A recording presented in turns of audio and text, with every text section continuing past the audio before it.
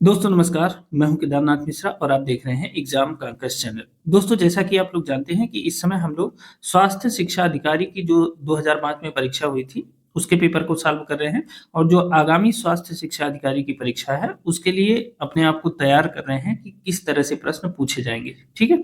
तो ये पूरा पेपर 3 सेक्शन में आया था, अभी तक हम लोगों ने 2 सेक्शन को सॉल्व कर लिया है और आज हम आखिरी सेक्शन सॉल्व करने चल रहे हैं। और आखिरी सेक्शन सॉल्व करने के बाद ये पूरा जो पीडीएफ है पेपर का, वो मैं टेलीग्राम चैनल और व्हाट्सएप चैनल पे डाल दूँगा, वहाँ से आप ले लीजिएगा, उसका लिंक आपको डिस्क्रिप्शन बॉक्स में मिल जाएगा। तो चलिए आज के प्रश्नों की श्रृंखला को शुरू करते हैं। बहुत ध्यान से पढ़िएगा, क्योंकि देखिए 2 सेक्शन इसमें ऐसे थे जो सिलेक्शन के लिए बहुत आवश्यक हैं। आवश्यक तो तीनों सेक्शन है, लेकिन पहले सेक्शन को यूपी स्पेशल होने की वजह से थोड़ा-सा आप ईज़ी मान सकते हैं, लेकिन दूसरा और तीसरा सेक्शन तो बहुत ज़बरदस्त है। एक बात और आपको बता दूँ, यूपी पीसीएस की जब परीक्षा होती है, तो उसमें एक पद होता है नायब तहसीलदार और नायब तहसीलदार का जो पे बैंड होता है, वो 4200 होता है, ठीक है? लेकिन जो आप ये परीक्षा देने जा रहे हैं, ये 4600 ग्रेड पे की नौकरी है, ठीक है? तो ये मान के चलिए और सबसे बड़ी बात ये है कि केवल प्री परीक्षा है और इसमें मेंस नहीं है, ठीक है? तो इसका मतलब क्या है? इसका मतलब ये है कि जो प्री का पेपर है, वो ज़बरदस्त आएगा। ध्यान रखेंगे, इसमें मेंस की परीक्षा नहीं है, इसलिए प्री का पेपर ज़बरदस्त आएगा। चूँकि केवल परीक्षा से और इंटरव्यू के नंबर से सिलेक्ट होना है, एक ही परीक्षा से, तो ये जान लीजिए कि जैसे 2005 का पेपर आप देख लेंगे, अभी मैं तीसरा सेक्शन पढ़ाऊँगा, कल आपने दूसरा सेक्शन देखा होगा तो थोड़ा-सा अंदाज़ा लगा होगा। अभी मैं तीसरा सेक्शन कराऊँगा आपको, तो आपको पता चल जाएगा कि पेपर कैसा आने वाला है। अगर 2005 में ये पेपर आया था, तो 2025 में कैसा पेपर आएगा, तो ध्यान रखेंगे, सीटों की संख्या सीमित है और बहुत दिन बाद पद आए हैं, बहुत लोग इसका इंतज़ार भी कर रहे हैं, इसलिए आपको बहुत मेहनत से पढ़ना पड़ेगा, ठीक है ना? बहुत ईज़ी वे में आप नहीं चल सकते, लेकिन थोड़ी-सी मेहनत कर देंगे, तो 6 महीने में बहुत ईज़िली नौकरी पा जाएँगे।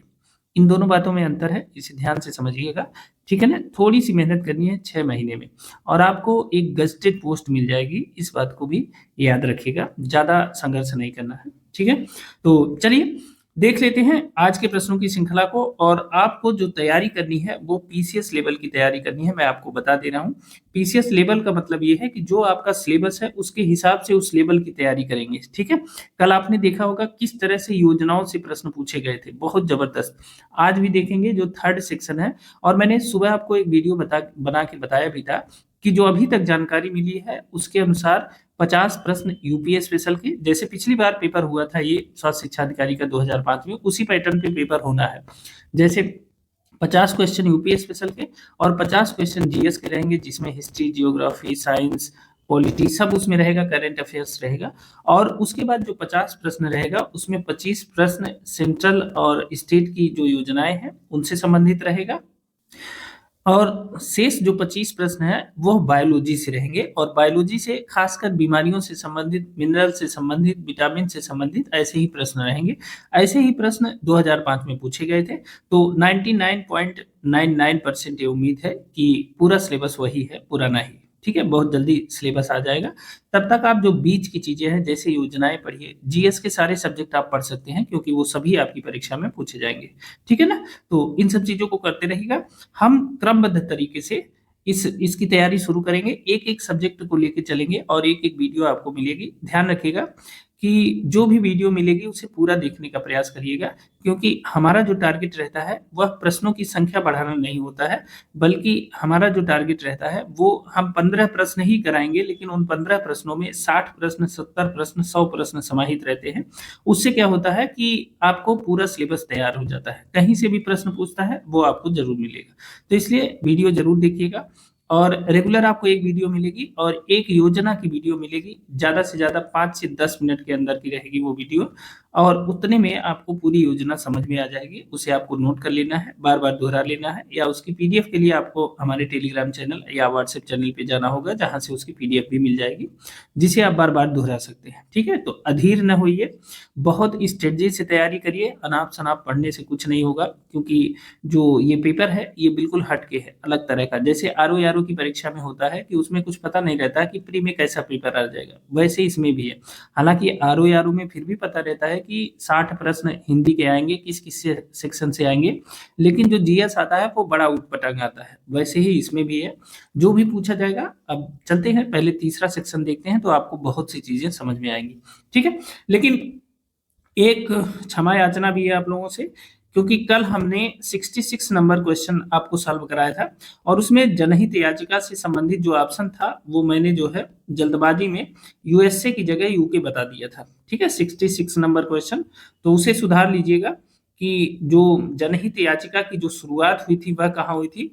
तो यह मैंने कल गलत बताया था आपको, यह हुई थी यूनाइटेड किंगडम में नहीं हुई थी बल्कि यूएसए में हुई थी, संयुक्त राज्य अमेरिका में, ठीक है। तो इसे करेक्ट कर लीजिएगा। जिन भी साथियों ने इसे इसके ऊपर ऑब्जेक्शन किया है उनको बहुत बहुत धन्यवाद। और आप लोग ऐसे ही अगर कहीं भी गलती हो जाए, क्योंकि गलती मनुष्य की आदत भी है और मनुष्य से ही गलती होती कहा जाता है, तो अगर कहीं गलती हो जाए तो आप हमें याद दिलाइए, हम एक्सेप्ट करने को बिल्कुल तैयार हैं। तो ये जो है इसे सुधार लीजिएगा। जो जनहित याचिका की अवधारणा की उत्पत्ति होती है वह यूएसए में होती है, यूके में नहीं होती, ठीक है। चलिए अब आज के प्रश्नों की श्रृंखला को शुरू करते हैं। बहुत ध्यान से देखिएगा, बहुत उपयोगी ये श्रृंखला है और यहाँ से आपके भविष्य का रास्ता भी तय हो जाएगा, आपको सोचने समझने का मौका भी मिल जाएगा आपको कैसे पढ़ना है, ठीक है। अब बातचीत का समय समाप्त हो गया, चलते हैं और सीधे एक चीज और ध्यान रखिएगा, इस वीडियो को अपने दोस्तों मित्रों को भी शेयर कर दीजिएगा और इसकी पीडीएफ के लिए आप हमारा टेलीग्राम चैनल और व्हाट्सएप चैनल ज्वाइन कर लीजिए, उसका लिंक हमने डिस्क्रिप्शन बॉक्स में दे दिया है, वहां से जाके आप ये पीडीएफ वहां से प्राप्त कर सकते हैं, ठीक है। जो भी हम पढ़ाएंगे वो पीडीएफ वहीं पे रहेगी, वहीं से आप उसकी पीडीएफ ले सकते हैं, ठीक है। चलिए देख लेते हैं आज के प्रश्नों को। आज का पहला प्रश्न देखते हैं, सूची 1 को सूची 2 से मिलाना है और जो तीसरा सेक्शन था आप जानते हैं स्वास्थ्य से संबंधित यह सेक्शन था, तो इसमें जितने प्रश्न मिलेंगे वो स्वास्थ्य से संबंधित मिलेंगे और जैसे मैंने बताया कि केंद्र और राज्य की जो योजनाएं हैं उनके 25-25 प्रश्न हैं और साथ ही 25 प्रश्न उसमें से हैं और 25 प्रश्न जीव विज्ञान से हैं, तो वो इसमें कुछ देखने को मिल सकता है। चलिए देखिए, पहली सूची में स्वास्थ्य दशा की बात है, मतलब हेल्थ स्टेट की बात है और दूसरी तरफ फर्स्ट एड या प्राथमिक उपचार की बात है।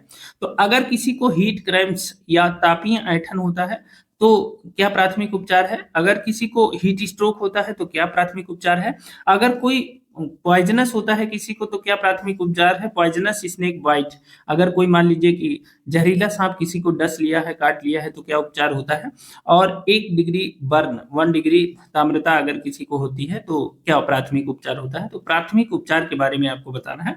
तो देखिए, जब हीट क्रैम्प्स होता है, ध्यान रखिएगा, जब हीट क्रैम्प्स होता है तो शरीर में इलेक्ट्रोलाइट्स की कमी हो जाती है, इसलिए नमकीन पानी देना यह जो है प्राथमिक उपचार है। तो तापीय ऐंठन का हो जाएगा नमकीन पानी।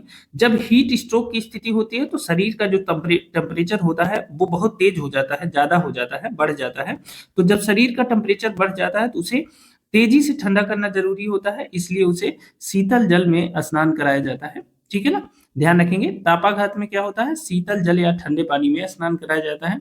विषधारी सर्पदंश की बात अगर होती है, अगर किसी जहरीले सांप ने किसी को काट लिया है तो क्या होता है, तो गांव में आपने सुना होगा, कई बार सुना होगा कि जैसे ही सांप काटे तो उसके अगल बगल खूब कस के बांध देना चाहिए ताकि ब्लड सर्कुलेशन रुक जाए। तो ये जो रक्त बंध है ना, ये वही बांधने वाली बात कह रहा है। तो विषधारी सर्प को काटने से जो रक्त बंध लगाया जाता है ये प्राथमिक उपचार है, ठीक है। फिर चौथा है 1 डिग्री बर्न 1 डिग्री बर्न। तो 1 डिग्री बर्न में क्या होता है, जब जलते हैं आप तो जले हुए स्थान को ठंडे पानी से ठंडा करना पड़ता है और 10 से 20 मिनट तक उसे अगर ठंडे पानी में डाले रहेंगे तो उस पर फफूंदी नहीं पड़ेंगे, ठीक है। अगर ठंडा पानी डाल के हटा लेते हैं तो फफूंदी पड़ेंगे, लेकिन अगर 10 से 20 मिनट तक आप उसे ठंडे पानी में डाले रहेंगे तो फफूंदी नहीं पड़ेंगे। तो ये प्राथमिक उपचार है। तो पहले का ए का हो जाएगा दूसरा, बी का हो जाएगा तीसरा और सी का हो जाएगा चौथा। तो 2 3 4 1 2 3 4 1 कौन सा ऑप्शन सही है, ऑप्शन ए सही है, याद रखेंगे। चलिए दूसरा प्रश्न देख लेते हैं। देखिए दूसरा प्रश्न हमारा है, बीसीजी वैक्सीन दी जाती है। बीसीजी वैक्सीन क्यों दी जाती है, तो ऑप्शन ए है पोलियो से बचाव के लिए, ऑप्शन बी है डिप्थीरिया से बचाव के लिए, ऑप्शन सी है खसरा से बचाव के लिए और ऑप्शन डी है टीबी से बचाव के लिए।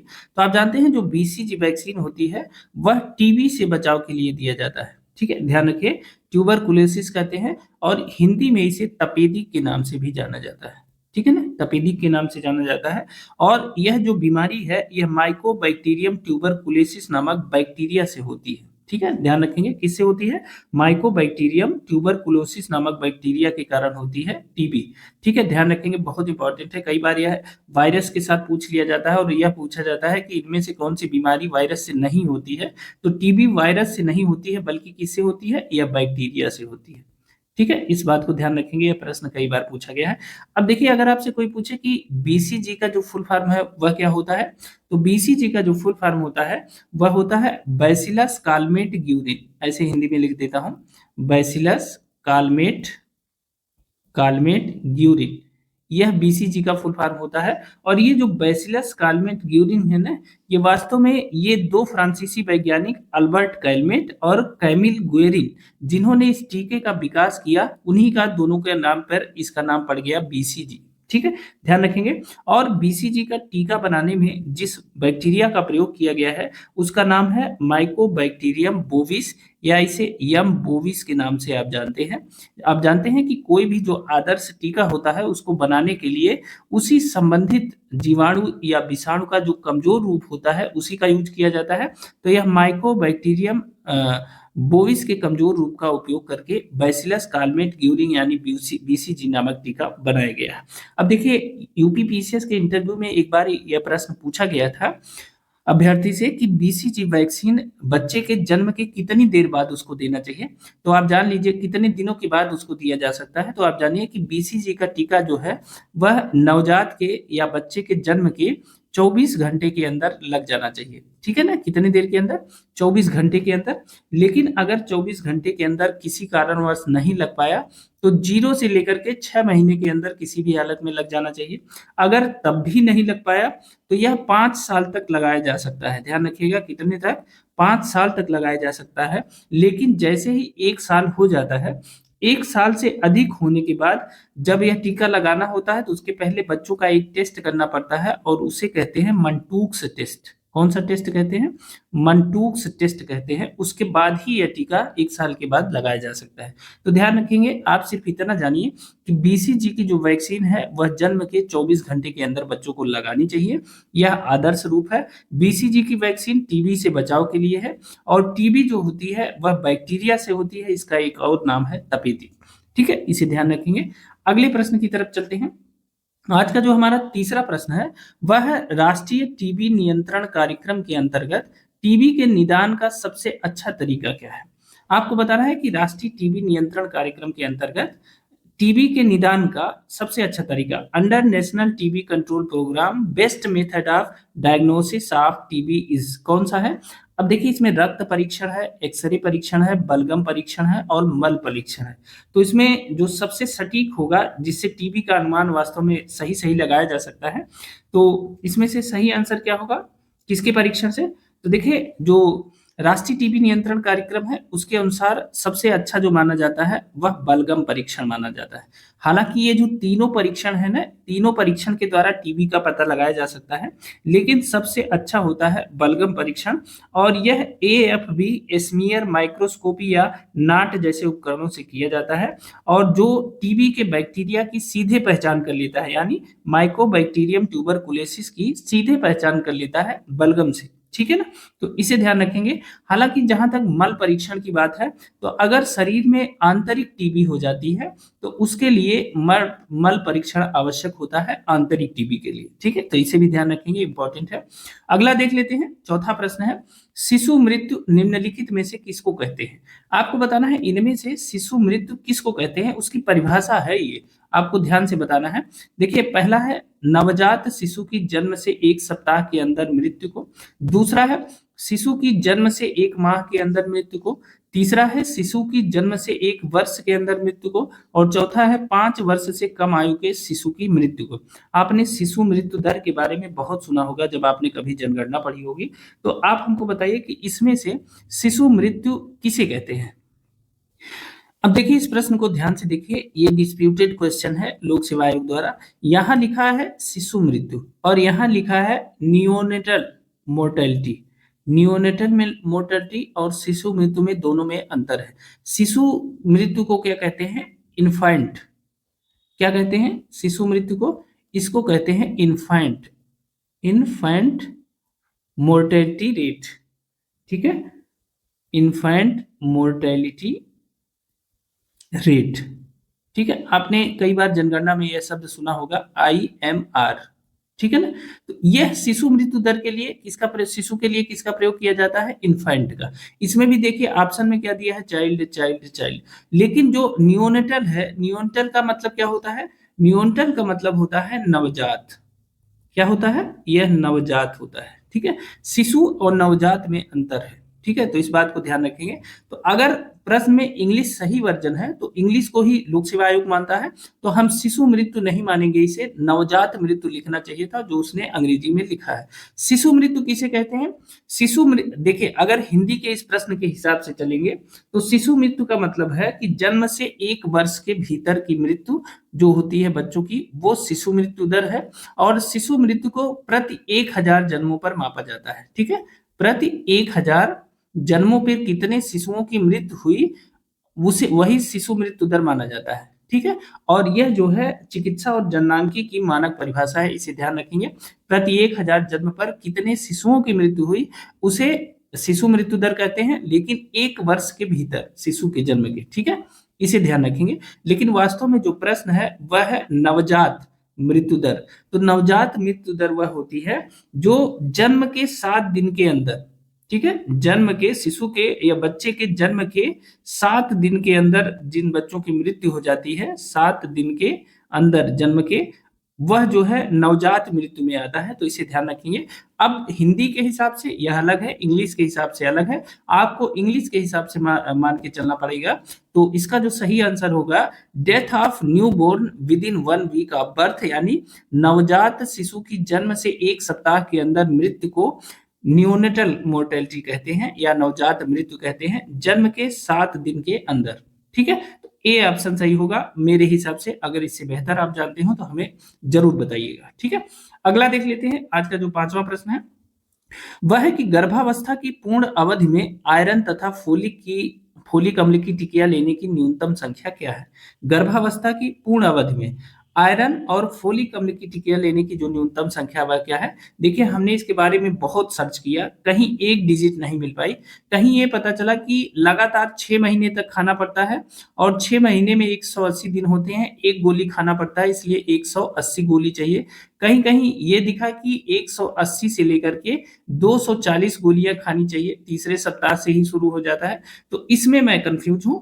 मेरे हिसाब से अगर सही आंसर होता तो अब इसमें देखिए चारों विकल्प तो सही नहीं है, या तो 180 होना चाहिए या तो 240 होना चाहिए। अब आपको इसमें जो बेहतर लगे आप उसे आंसर मान सकते हैं। चूंकि पेपर 2005 का है इसलिए इसमें कोई सुधार करने की जरूरत नहीं है बहुत ज्यादा।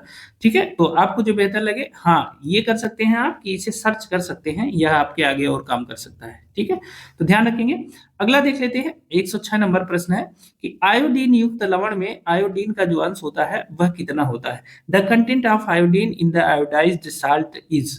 कभी आपने नमक के पैकेट पे देखा है कि इसमें कितना नमक है, कितना आयोडीन मिला हुआ है? तो जल्दी से बताइए। 5 ppm होता है, 10 ppm, 15 ppm, 30 ppm। रोज आप नमक का पैकेट देखते हैं, ठीक है, बताइए उसमें आयोडीन का जो अंश होता है वह कितना होता है? जल्दी से आंसर दीजिए।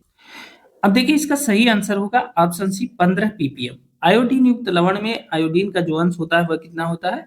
15 ppm होता है, यानी ppm का मतलब पार्ट पर मिलियन। ठीक है, वास्तव में यह जो नमक में आयोडीन की जो मात्रा होती है वह 15 से 30 ppm तक होती है। ठीक है, लेकिन आदर्श रूप क्या है? 15 ppm ही आंसर होगा। ठीक है, तो 15 से 30 ppm की होती है। लेकिन अगर WHO की सिफारिश को मानेंगे तो WHO कहता है कि जो आयोडीन की मात्रा है वह 15 से 40 ppm तक रखा जा सकता है, यह भी आदर्श रूप है। ठीक है, तो न्यूनतम कितनी होती है? 15 ppm होती है, तो 15 पार्ट पर मिलियन। अगर इसे परसेंटेज में देखेंगे कि परसेंटेज में कितना आयोडीन होता है नमक में, तो 0.0015% होता है। इस बात को भी ध्यान रखेंगे। ठीक है, हो सकता है कि आयोग ऐसे भी प्रश्न बना ले। अब आते हैं अगले प्रश्न की तरफ। 107 नंबर है, विटामिन ए की पहली खुराक बच्चे को कब दी जाती है? विटामिन ए की पहली खुराक बच्चे को कब दी जाती है? तो 6 माह की उम्र पर, 9 माह की उम्र पर, 12 माह की उम्र पर या 24 माह की उम्र पर। तो आप जानते हैं कि जो राष्ट्रीय विटामिन ए पूरक कार्यक्रम के तहत 9 से 12 माह, ठीक है, 9 से 12 माह के बच्चों को पहली खुराक विटामिन ए की दी जाती है। मजे की बात यह है कि जब बच्चों को यह खुराक दी जाती है तो इसको मीजल्स या खसरे के टीके के साथ इसको दी जाती है यह खुराक, ठीक है। खसरे के टीके के साथ जो है, टीके के साथ 1 ml विटामिन ए, ध्यान रखिएगा, 1 ml विटामिन ए की पहली खुराक दी जाती है बच्चे को, ठीक है।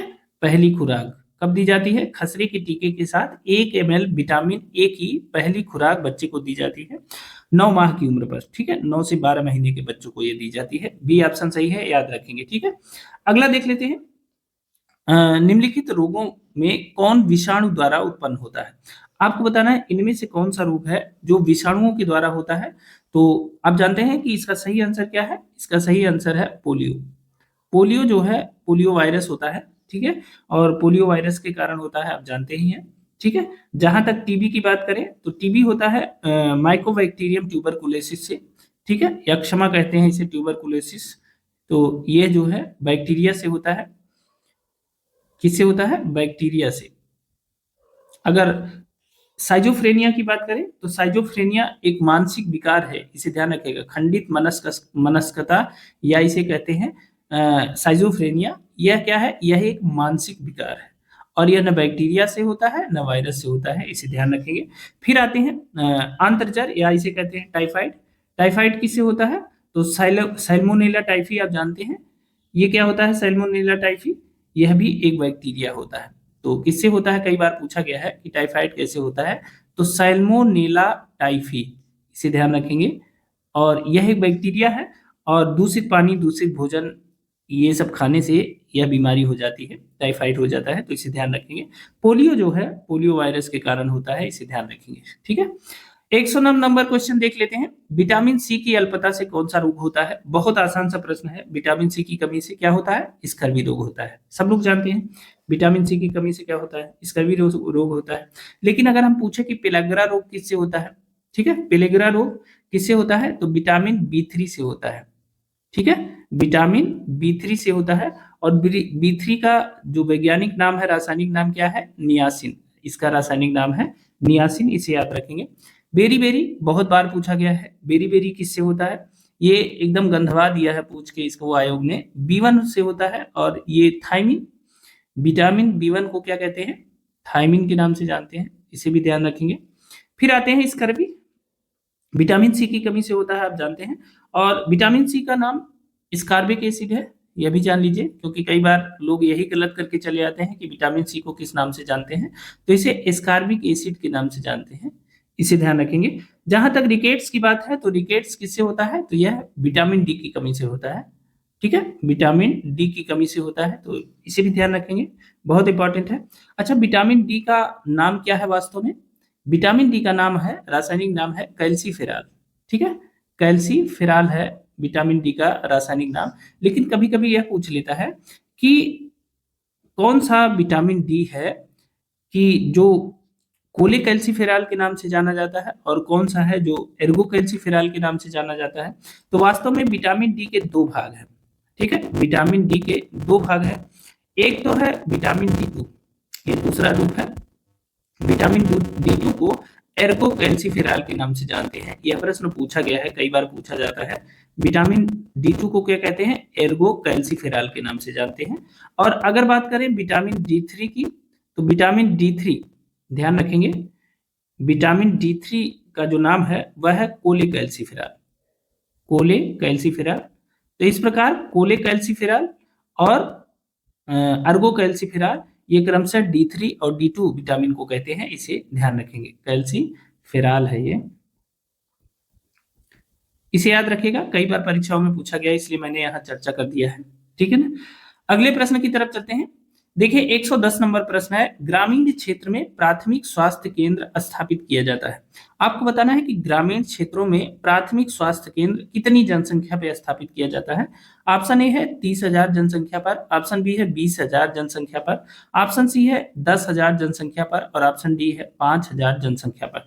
तो बताइए ग्रामीण क्षेत्रों में जो प्राथमिक स्वास्थ्य केंद्र स्थापित किए जाते हैं वह कितनी जनसंख्या पर स्थापित किए जाते हैं। तो इसका जो सही आंसर है वह है 30,000 जनसंख्या पर।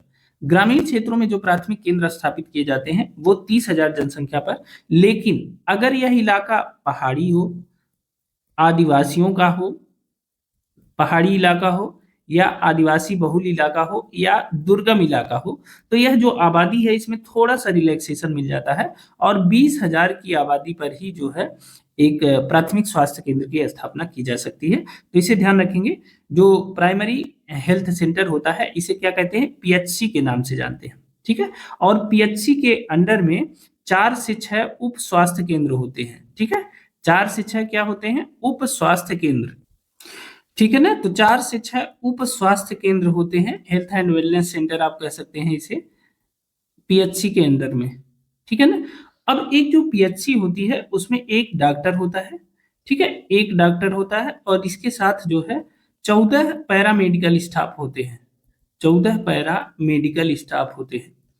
अब देखिए स्वास्थ्य शिक्षा अधिकारी आप बनेंगे तो यही सब व्यवस्था करनी पड़ेगी। ठीक है ना, 14 पैरा मेडिकल स्टाफ और एक डॉक्टर होता है एक पीएचसी में, इन्हीं की व्यवस्था के लिए आपको बनाया जा रहा है। ठीक है, सीएचसी पीएचसी की व्यवस्था के लिए ही आपको स्वास्थ्य शिक्षा अधिकारी बनाया जा रहा है और वहां ये व्यवस्था मेंटेन रहे इसको चलाने के लिए ही आपको नियुक्त किया जाएगा। तो ध्यान रखिएगा, ग्रामीण क्षेत्र में जो प्राथमिक स्वास्थ्य केंद्र स्थापित किया जाता है वह 30,000 जनसंख्या पर, लेकिन पहाड़ी, आदिवासी या दुर्गम इलाकों में 20,000 की आबादी पर ही प्राथमिक स्वास्थ्य केंद्र स्थापित किया जाता है। प्राथमिक स्वास्थ्य केंद्र के अधीन 4 से 6 उप स्वास्थ्य केंद्र होते हैं और इसमें एक डॉक्टर होता है और 14 पैरामेडिकल स्टाफ होते हैं प्राथमिक स्वास्थ्य केंद्र पर, और यहाँ प्राथमिक उपचार किया जाता है, इसे ध्यान रखेंगे। अब आते हैं 111वें नंबर प्रश्न पे, सामुदायिक स्वास्थ्य केंद्र में पलंगों की संख्या कितनी होती है। आपको बताना है community health centre should have the facilities of following beds. कितने बेड होते हैं सामुदायिक स्वास्थ्य केंद्र में। तो आपके सामने ऑप्शन है 15 पलंग, ऑप्शन बी है 30 पलंग, ऑप्शन सी है 45 पलंग और ऑप्शन डी है 60 पलंग। तो इसका जो सही आंसर है, तो सामुदायिक स्वास्थ्य केंद्र में जो पलंगों की संख्या होती है, बेड की संख्या होती है, वह 30 बेड होती है, इसे ध्यान रखेंगे। अच्छा, सीएचसी और पीएचसी के बारे में आप क्या जानते हैं बताइए। एक है पीएचसी और दूसरा है सीएचसी। अभी मैं दोनों को आपको बता दे रहा हूं, आप स्वास्थ्य शिक्षा अधिकारी बन जाएंगे तो ये आपके बहुत काम आएगा, दोबारा आपको पढ़ना नहीं पड़ेगा। ठीक है, तो सीएचसी और पीएचसी में अंतर क्या होता है। देखिए जो पीएचसी होती है यह कितनी जनसंख्या पर स्थापित किया जाता है, अभी हमने आपको बताया यह 30,000 की जनसंख्या पर स्थापित किया जाता है, लेकिन जहां कहीं पहाड़ी इलाका हो वहां 20,000 की जनसंख्या पर भी स्थापित किया जा सकता है। ठीक है, लेकिन अगर सीएचसी की बात करें तो जो सीएचसी की स्थापना होती है यह 1,20,000 की आबादी पर स्थापित होता है। ठीक है, आबादी की बात कर रहे हैं तो 1,20,000 की आबादी पर यह होता है। ठीक है, ध्यान रखेंगे। दूसरा बेड के मामले में देख लेते हैं इन दोनों में क्या अंतर है।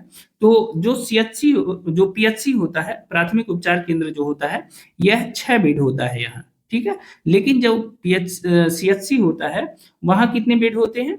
सामुदायिक स्वास्थ्य से केंद्र या कम्युनिटी हेल्थ सेंटर जो सीएचसी होता है वहां जो बेड की संख्या होती है वह 30 होती है, यहाँ 30 बेड होते हैं। ठीक है, आराम से देखते चलिएगा, आज से आप सीएचसी और पीएचसी कभी नहीं भूलेंगे। स्टाफ की बात करें तो पीएचसी में जो स्टाफ होता है तीसरे नंबर पे, वहां एक डॉक्टर होता है।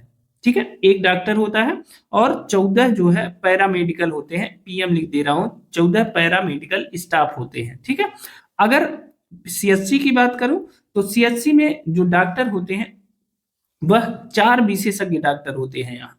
ठीक है, 4 विशेषज्ञ डॉक्टर होते हैं सीएचसी में, ध्यान रखेंगे 4 विशेषज्ञ डॉक्टर होते हैं और यह जो है इसमें कुल 28 स्टाफ होते हैं।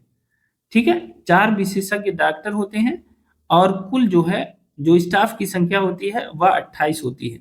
ठीक है, तो इसे भी ध्यान रखेंगे, यह भी इंपॉर्टेंट है। जो प्राथमिक स्वास्थ्य केंद्र होता है वहां की जो सुविधाएं हैं वो क्या होती हैं भाई, जैसे चोट चपेट लगी, कुछ हुआ, तो प्राथमिक उपचार के लिए पहला पट्टी कहाँ होती है, पीएचसी में होती है।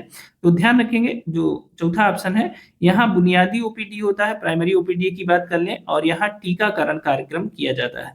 ठीक है, इसी के लिए यह पीएचसी बनाए गए हैं। लेकिन जब सीएचसी की बात करेंगे तो जो सीएचसी होती है यहाँ विशेषज्ञ डॉक्टर होते हैं, जैसे सर्जन भी होते हैं यहाँ, तो यहाँ सर्जरी भी हो सकती है, और यहाँ प्रसूति का काम भी हो सकता है, मतलब यहाँ बच्चे पैदा होते हैं। ठीक है, तो प्रसूति का कार्य होता है यहाँ, और साथ ही 24/7 मतलब 24/7 आपातकालीन सेवा भी यहाँ उपलब्ध होती है। इस बात को ध्यान रखेंगे, आपातकालीन सेवा भी उपलब्ध होती है। अब देखिए जो पीएचसी होता है, यह भी ध्यान दीजिएगा, पीएचसी के अंदर 4 से 6 उप स्वास्थ्य केंद्र होते हैं। ठीक है, 4 से 6 उप स्वास्थ्य केंद्र होते हैं किसके अंतर्गत, पीएचसी के अंदर। लेकिन अगर सीएचसी की बात करें, कम्युनिटी हेल्थ सेंटर की, तो वहां जो है कम से कम 4 पीएचसी इसके अंतर्गत शामिल होते हैं। ठीक है, ये है दोनों में बेसिक अंतर, सीएचसी क्या है, पीएचसी क्या है, प्राइमरी हेल्थ सेंटर क्या है, और कम्युनिटी हेल्थ सेंटर क्या है। इन दोनों को जान लीजिए, बहुत लोग अभी तक नहीं जानते होंगे, तो इसे जान लीजिए। दैनिक जीवन में भी इसका उपयोग है, कोई पूछ भी सकता है आपसे, तो यह जानकारी रखनी चाहिए। लेकिन चूंकि स्वास्थ्य शिक्षा अधिकारी की जो वैकेंसी है उसमें आपको ये सब पढ़ना है, तो ये ध्यान रखिएगा, ये सारे इंपॉर्टेंट है। आपने देखा कि सामुदायिक स्वास्थ्य केंद्र में जो पलंगों की संख्या या बेड की जो संख्या है वह 30 है। ठीक है, अगला देख लेते हैं। 112वां प्रश्न है कि नवजात शिशु को जन्म के बाद केवल स्तनपान प्रारंभ करने का सबसे उपयुक्त समय कौन सा है। नवजात शिशु जैसे ही जन्म लेता है बच्चा, तो वह कितने समय पे स्तनपान कर सकता है, और सबसे सही समय कौन सा है। तो देखिए इसका सही आंसर है जन्म के 1 घंटे के भीतर। ठीक है, ये ऑप्शन सही है, जन्म के 1 घंटे के भीतर, मतलब जन्म के बाद केवल स्तनपान जो प्रारंभ कराने का सबसे सही समय है वह जन्म के 1 घंटे के भीतर है। इस समय क्या होता है, इस समय जो शिशु होता है ना, जो बच्चा पैदा होता है, वह सबसे ज्यादा सक्रिय होता है। ठीक है, और सक्रिय होता है तो उसके चूसने की क्षमता उस समय बहुत अधिक होती है, और माँ का पहला दूध जो कोलोस्ट्रम होता है उसे ग्रहण करने में ये मदद भी करता है जब बच्चा चूसता है, खींचता है। ठीक है, तो डब्ल्यूएचओ और यूनिसेफ इसे गोल्डन आवर कहते हैं। ठीक है, डब्ल्यूएचओ और यूनिसेफ इसे क्या कहते हैं, गोल्डन आवर कहते हैं। आपने सुना होगा कि गोल्डन आवर कई जगहों पे प्रयोग किया जाता है। जब हार्ट अटैक होता है तो उस समय किसी रोगी को बचाने का जो पहला घंटा होता है उसे भी गोल्डन आवर कहते हैं, कई बार परीक्षाओं में पूछा गया है। लेकिन डब्ल्यूएचओ और यूनिसेफ शिशु के द्वारा जो पहला दूध पिया जाता है माँ से, उसे भी गोल्डन आवर कहा जाता है। और 1 घंटा, जन्म के 1 घंटे के भीतर बच्चे को स्तनपान प्रारंभ कराना चाहिए। ठीक है, ध्यान रखेंगे। अगला देख लेते हैं। 113वां प्रश्न है, सूची 1 को सूची 2 से मिलाना है। एक तरफ अस्थियों की बात की गई है, हड्डियों की बात की गई है, बोन की बात की गई है, और दूसरी तरफ ये बोन है कहाँ उसकी बात की गई है। तो देखिए फ्लैट बोन की बात की गई है। फ्लैट बोन शरीर में कहाँ पाया जाता है इसकी चर्चा की गई है। तो वास्तव में फ्लैट बोन जो होता है वो खोपड़ी में पाया जाता है, रिब्स में पाया जाता है, कंधे की हड्डी में पाया जाता है। ठीक है, और स्कैपुला जिसे कहते हैं वहां पाया जाता है।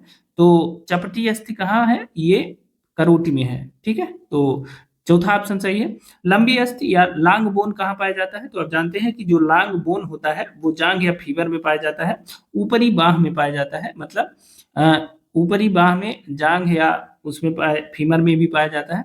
तो ध्यान रखेंगे बी का एक सही है, हाथ या पाँव में पाया जाता है। ठीक है, लघु अस्थि या शार्ट बोन किस में पाया जाता है, तो अंगुली या अंगूठे में छोटी छोटी हड्डियां पाई जाती हैं, इसे ध्यान रखेंगे। और रिब केज आपने देखा होगा, जो छाती का एरिया होता है, सीने का जो हिस्सा होता है वो पूरा एक पिजड़े नुमा होता है, और यह कहाँ पाया जाता है, वक्ष पे, वक्ष स्थल मतलब सीने पे पाया जाता है। ठीक है, तो डी का 2 हो जाएगा। तो अब इसे मिला देते हैं, तो 4, ए का 4 हो गया, बी का 1 हो गया, सी का 3 हो गया, और डी का 2। तो 4 1 3 2 किसमें है, ए ऑप्शन सही है, इसे याद रखेंगे। ठीक है, अब आ जाते हैं अगले प्रश्न की तरफ। देखिए 114 नंबर प्रश्न है, तापाघात। तापाघात मतलब हीट स्ट्रोक पीड़ित व्यक्ति में निम्नलिखित लक्षणों में कौन नहीं पाया जाता। आपको बताना है अगर कोई व्यक्ति हीट स्ट्रोक से पीड़ित है तो इसमें से कौन सा लक्षण उसमें नहीं पाया जाता है। काया तापमान 106 डिग्री 106 डिग्री बॉडी टेम्परेचर है, ठीक है। गजब का इसका अनुवाद हुआ है, गूगल महोदय की देन है सब, ठीक है। दूसरा है द्रुत नाड़ी गति या रैपिड पल्स रेट। तीसरा है प्रचुर प्रस्वेदन या प्रोफ्यूज स्वीटिंग। और चौथा है गर्म व शुष्क त्वचा यानी हॉट एंड ड्राई स्किन। आपको बताना है कि जो व्यक्ति हीट स्ट्रोक से पीड़ित है उसमें इनमें से कौन सा लक्षण नहीं पाया जाता है। तो आप जानते हैं कि जो हीट स्ट्रोक होता है उसमें शरीर का तापमान बहुत ज्यादा हो जाता है, और जब शरीर का तापमान ज्यादा हो जाएगा तो पसीना की जो ग्रंथियां होती हैं वह विफल हो जाती हैं। भाई अगर पसीना छोड़ता व्यक्ति तो तापमान तो कंट्रोल में रहता है। आपको पता होगा कि जो शरीर का तापमान है वह पसीने से नियंत्रित होता है। जब शरीर का टेम्परेचर बढ़ता है तो ऑर्डर दिया जाता है कि भाई पसीना छोड़ो, तो पसीना जब छूटता है शरीर में तो शरीर कंट्रोल में मतलब तापमान कंट्रोल में आ जाता है। तो इसे ध्यान रखेंगे। यही समस्या है कि जब मतलब जब किसी को हीट स्ट्रोक होगा तो हीट स्ट्रोक में उस समय प्रस्वेद का मतलब क्या होता है, पसीना होता है। प्रचुर का मतलब होता है ज्यादा, तो ज्यादा पसीना नहीं होता है, ठीक है। उस समय जो पसीने की ग्रंथियां हैं वह बिल्कुल शांत हो जाती हैं, विफल हो जाती हैं, और इसीलिए शरीर का टेम्परेचर बहुत ज्यादा बढ़ जाता है। अगर पसीना आ जाएगा तो टेम्परेचर उतना ज्यादा नहीं बढ़ता। लेकिन कहीं कहीं ऐसा भी हो जाता है, आपने सुना भी होगा कि कुछ लोगों को पसीना भी बहुत आता है उसके बाद भी हीट स्ट्रोक हो जाता है। उसका कारण क्या है कि ऐसी स्थिति में तो इसे जो कहते हैं, इसे हीट एक्सर्शन कहते हैं, ठीक है। हीट एक्सर्शन किसे कहते हैं? जब कोई व्यक्ति, मान लीजिए कोई, आपने अभी कई लोगों को देखा होगा कि कुछ लोग अत्यधिक जिम में समय बिताने के कारण उनको हार्ट अटैक आ गया, ठीक है, और वो नहीं रहे, दुनिया से निकल लिए। तो ऐसा इसलिए होता है कि जब कुछ लोग बहुत ज्यादा मेहनत कर देते हैं, बहुत ज्यादा थकान की सिचुएशन हो जाती है, ठीक है ना, तो इसे एक्सर्शनल हीट स्ट्रोक कहते हैं। और उसमें क्या होता है कि पसीना भी बहुत होता है। उसका कारण है कि व्यायाम, व्यायाम से अगर किसी को हीट स्ट्रोक होता है तो इसमें पसीना भी बहुत होता है और उसके बाद भी हीट स्ट्रोक हो जाता है। और जो हीट स्ट्रोक में वास्तव में शरीर का टेम्परेचर होता है वह 106 डिग्री, ये देखिए दिया है ना कि 106 डिग्री फ़ारेनहाइट, ये शरीर का टेम्परेचर हो जाता है। तो दोनों हीट स्ट्रोक, जो एक्सर्शनल है और जो वैसे हीट स्ट्रोक है, दोनों में शरीर का तापमान इतना हो जाता है। लेकिन जो अत्यधिक व्यायाम से जो हीट स्ट्रोक होता है, एक्सर्शनल हीट स्ट्रोक, इसमें टेम्परेचर तो इतना रहता है लेकिन इसमें पसीना भी उतना आता है, ठीक है। ये अलग तरह का है, लेकिन इसमें पसीना आता है। हमें बात करना है वास्तव में कि जो नॉर्मल हीट हीट स्ट्रोक है, जो मतलब होता रहता है, बहुत ज्यादा वो नहीं है, तो ऐसे लोगों में पसीना नहीं आता है, ध्यान रखेंगे, ठीक है। ये एक अलग केस है व्यायाम वाला, इसे अलग से समझिएगा, ठीक है ना। अगला है 115 नंबर क्वेश्चन। ग्रामीण स्वास्थ्य मिशन के अंतर्गत एक स्वयंसेवी आशा रखी जाएगी। आशा बहन का नाम आपने सुना होगा। तो आपको बताना है ग्रामीण स्वास्थ्य मिशन, देखिए ग्रामीण स्वास्थ्य मिशन के तहत ही इनकी नियुक्ति की गई थी आशा बहनों की तरह, आशा बहनों की। आपको ये बताना है कि इन्हें कितनी जनसंख्या पर रखा जाता है। ऑप्शन ए है 10,000 जनसंख्या पर, ऑप्शन बी है 5,000 जनसंख्या पर, ऑप्शन सी है 3,000 जनसंख्या पर, और ऑप्शन डी है 1,000 जनसंख्या पर। तो देखिए जो आशा बहनों की नियुक्ति होती है, एक तो ग्रामीण स्वास्थ्य मिशन के तहत होती है, इस बात को ध्यान रखेंगे, और इनको जो है ग्रामीण क्षेत्र में 1,000 व्यक्तियों पर एक आशा रखी जाती है, ठीक है। तो ए ऑप्शन सही है, 1,000 व्यक्तियों पर एक आशा इसमें रखी जाती है ग्रामीण क्षेत्रों में। ये देखिए मैंने गलत लगा दिया है, ये 10,000 नहीं है, 1,000 की जनसंख्या पर एक आशा रखी जाती है ग्रामीण क्षेत्रों में। लेकिन अगर राष्ट्रीय शहरी स्वास्थ्य मिशन की बात करें तो शहरी क्षेत्रों में 1,000 से लेकर के 2,500 की आबादी तक एक आशा रखी जाती है, ठीक है। लेकिन ग्रामीण क्षेत्रों में 1,000 की आबादी पर एक आशा रखी जाती है, ध्यान रखेंगे। अच्छा, एक बार परीक्षा में एक बार एक प्रश्न पूछ लिया गया था कि आशा बहनें जो हैं, आशा, इनका फुल फॉर्म क्या है, एक बार पूछा गया था, बहुत इंपॉर्टेंट है। तो आशा का जो फुल फॉर्म है वह है एक्रीडिएटेड, ध्यान रखिएगा, accredited social health activist, social health activist, ये है आशा का फुल फॉर्म, और ये परीक्षा में प्रश्न पूछा जा चुका है, इसलिए हमने आपको यह बता दिया। तो ग्रामीण स्वास्थ्य मिशन के तहत ग्रामीण क्षेत्रों में 1,000 की जनसंख्या पर, जबकि शहरी स्वास्थ्य मिशन के तहत शहरी क्षेत्रों में 1000 से 2500 की जनसंख्या पर एक आशा की नियुक्ति की जाती है, आशा बहन की, ठीक है ना। अगला क्वेश्चन देखते हैं, 116 नंबर प्रश्न है, क्वाशियोरकर रोग का कारक है भोजन में अभाव। आपको बताना है कि kwashiorkor is a disease caused by the deity deficiency of, option A है प्रोटीन का, ऑप्शन बी है कार्बोहाइड्रेट का, ऑप्शन सी है वसा का और ऑप्शन डी है विटामिन का। तो इसका सही आंसर क्या होगा?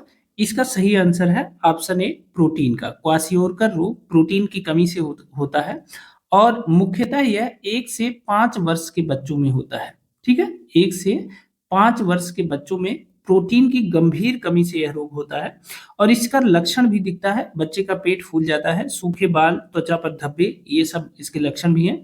तो ध्यान रखिएगा, क्वाशियोरकर प्रोटीन की कमी से होता है, बहुत बार प्रश्न पूछा गया है। देखिए 117 नंबर प्रश्न है, कुएं के पानी का विसंक्रमण किया जाता है। आपको बताना है कि कुएं के पानी का विसंक्रमण यानी disinfection of well water should be done through, किसके द्वारा किया जाता है? ऑप्शन ए है पोटेशियम परमैंगनेट, ऑप्शन बी है डीडीटी, ऑप्शन सी है फिटकरी और ऑप्शन डी है ब्लीचिंग पाउडर। ध्यान रखिएगा, प्रश्न में दिया है कुएं के पानी का बीज संक्रमण कैसे किया जाता है। अब देखिए इसका दो उत्तर हो सकता है, एक तो पोटेशियम परमैंगनेट के द्वारा भी किया जाता है और दूसरा है ब्लीचिंग पाउडर के द्वारा, लेकिन मैं मान के चलता हूं इसका जो सही आंसर है वह है ब्लीचिंग पाउडर, ठीक है। कुएं के पानी को डिसइंफेक्टेड करने के लिए क्या किया जाता है? ब्लीचिंग पाउडर का प्रयोग किया जाता है, ध्यान रखेंगे। अब देखिए ब्लीचिंग पाउडर में होता है क्लोरीन, ठीक है, और यह क्लोरीन क्या करता है? बैक्टीरिया और वायरस को नष्ट करता है, ठीक है। ध्यान रखिएगा, अगर 2.5 ग्राम ब्लीचिंग पाउडर डाल दिया जाए, 2.5 ग्राम, तो 1000 लीटर पानी शुद्ध हो जाता है, ठीक है। 2.5 ग्राम ब्लीचिंग पाउडर से 1000 लीटर पानी शुद्ध हो सकता है, ध्यान रखेंगे। तो ब्लीचिंग पाउडर जो है यह कुएं के पानी को शुद्ध करने के लिए इसका प्रयोग किया जाता है। और कभी कभी प्रश्न परीक्षाओं में पूछ लेता है कि जो ब्लीचिंग पाउडर है इसका रासायनिक सूत्र क्या है, तो इसका रासायनिक सूत्र है CaOCl2, ठीक है। यह ब्लीचिंग पाउडर का रासायनिक सूत्र है, ध्यान रखेंगे। अगला देख लेते हैं, 118 नंबर क्वेश्चन है, मानव हृदय निर्मित होता है। आपको बताना है कि मानव हृदय में कितने आलिंद होते हैं और कितने निलय होते हैं, कई बार यह प्रश्न पूछा गया है। तो मानव हृदय में 2 आलिंद होते हैं, दायां और बायां, और 2 निलय होते हैं, दायां और बायां, ठीक है। ध्यान रखेंगे, बी ऑप्शन सही है। मानव हृदय में कुल 4 कक्ष होते हैं, 2 आलिंद होते हैं, 2 निलय होते हैं, ठीक है ना। जो दायां भाग होता है वह ऑक्सीजन रहित रक्त फेफड़ों को भेजता है और जो बायां भाग होता है वह ऑक्सीजन युक्त रक्त शरीर को भेजता है, इसे ध्यान रखेंगे। तो मानव हृदय 2 आलिंद और 2 निलय से बना होता है, ध्यान रखिएगा। 119 नंबर क्वेश्चन देखते हैं, निम्नलिखित सूचीबद्ध मानव अंगों में कितने अयुग्मित होते हैं या जोड़े में नहीं होते हैं, अनपेयर्ड होते हैं? Among the following enlisted human organs how many of them are unpaired? आपको बताना है इनमें से कौन कौन पेयर में नहीं होते हैं, अकेले होते हैं शरीर में। तो देखिए ब्रिक क्या होता है? किडनी, किडनी जो होती है वह शरीर में कितनी होती है? तो 2 किडनी होती है, तो यह तो जो है जोड़े में होता है। आपको बताना है कौन जोड़े में नहीं होता है, तो एक तो ब्रिक जोड़े में होता है, ठीक है। हृदय जोड़े में नहीं होता है, ध्यान रखेंगे, हृदय जोड़े में नहीं होता है, ठीक है ना। अब आते हैं फुफ्फुस, फेफड़ा क्या है? फेफड़ा जोड़े में होता है, ठीक है। और ये फेफड़ा जोड़े में होता है तो इसको हम कट करेंगे। मस्तिष्क एक ही होता है, ठीक है। जबकि लीवर की बात करें या यकृत की बात करें तो यकृत जो है एक ही होता है, ठीक है। गर्भाशय एक ही होता है और वृषण की बात करें तो यह 2 होता है, ठीक है, तो यह भी नहीं होगा। अंडाशय की बात करें तो अंडाशय भी 2 होता है। आहार नाल की बात करें तो आहार नाल जो है एक होती है, एक आहार नाल होती है। और अधिवृक्क ग्रंथि की बात करें तो अधिवृक्क ग्रंथि या एड्रिनल ग्लैंड बोलते हैं इसे, तो अधिवृक्क ग्रंथि जो है यह 2 होती है, ठीक है, यह भी 2 होती है। तो कितने 2 नहीं होते हैं? तो देखिए हृदय हो गया, मस्तिष्क हो गया, यकृत हो गया 3, गर्भाशय 4 और आहार नाल 5, यह सिंगल सिंगल होते हैं, बाकी जोड़ी में होते हैं शरीर में, इसे ध्यान रखिएगा। अगला देख लेते हैं, 120 नंबर क्वेश्चन है, निम्नलिखित में कौन आंगनबाड़ी कार्यकर्त्री के कामकाज का पर्यवेक्षण करता है? आपको बताना है इनमें से कौन आंगनबाड़ी कार्यकर्तियों के कामकाज का पर्यवेक्षण करता है। तो ऑप्शन देखिए इसका सही आंसर है ऑप्शन सी, मुख्य सेविका। मुख्य सेविका जो है आंगनबाड़ी कार्यकर्त्री के कामकाज का पर्यवेक्षण करती हैं। और जो सीडीपीओ होता है, आप जानते हैं कि सीडीपीओ की नियुक्ति भी इससे आती है, पीसीएस से आती है, ठीक है। चाइल्ड डेवलपमेंट प्रोजेक्ट अफसर बोलते हैं उसे, बाल विकास परियोजना अधिकारी या सीडीपीओ। सीडीपीओ क्या करता है, इन पर्यवेक्षकों के माध्यम से जो है मुख्य सेविकाओं के माध्यम से जानकारी ले लेता है, जबकि आंगनबाड़ी कार्यकर्तियों के जो काम काज का पर्यवेक्षण है वह मुख्य सेविका ही करती है, ठीक है, ध्यान रखेंगे। 121 नंबर प्रश्न देखते हैं। पूरे विश्व में बच्चों के कल्याण से संबंधित एकमात्र संगठन है। आपको बताना है पूरे विश्व में बच्चों के कल्याण से संबंधित एकमात्र संगठन कौन सा है। तो ऑप्शन ए है यूनिसेफ, ऑप्शन बी है यूनेस्को, ऑप्शन सी है विश्व बैंक, ऑप्शन डी है यूएनएफपीए। तो इसका सही आंसर क्या होगा? देखिए इसका सही आंसर है यूनिसेफ। पूरे विश्व में बच्चों के कल्याण से संबंधित एकमात्र संगठन जो है वह है यूनिसेफ। और यूनिसेफ का जो फुल फॉर्म है वह है यूनाइटेड नेशंस चिल्ड्रंस फंड। देखिए मैं यहां लिख देता हूं, United Nations Nations children's fund, children's fund, ये है यूनिसेफ का फुल फॉर्म। और यूनिसेफ की जो स्थापना हुई थी वह 1946 में हुई थी, ठीक है ना। वर्तमान में 190 प्लस देशों में बच्चों के स्वास्थ्य, शिक्षा, पोषण और सुरक्षा पर यह संस्था काम करती है। तो पूरे विश्व में बच्चों के कल्याण से संबंधित एकमात्र संगठन यूनिसेफ है, ध्यान रखेंगे। 122 नंबर क्वेश्चन देखते हैं। भारत सरकार प्रतिवर्ष राष्ट्रीय परिवार जागरूकता कार्यक्रम का आयोजन निम्नलिखित में से किसके बचाव व रोकथाम हेतु करती है। एक चीज ध्यान रखेंगे, भारत सरकार द्वारा इस कार्यक्रम का आयोजन किया जाता है, पहली बात। दूसरा, प्रतिवर्ष, ठीक है। अब राष्ट्रीय परिवार जागरूकता कार्यक्रम का आयोजन किसके बचाव, किसके रोकथाम के लिए। अब इसका जब आंसर आप खोजेंगे ना तो आपको इसमें बहुत सारे आंसर मिलेंगे। कैंसर है, एचआईवी एड्स है, जूडी बुखार है या इसे मलेरिया कहा गया है, और फाइलेरिया है।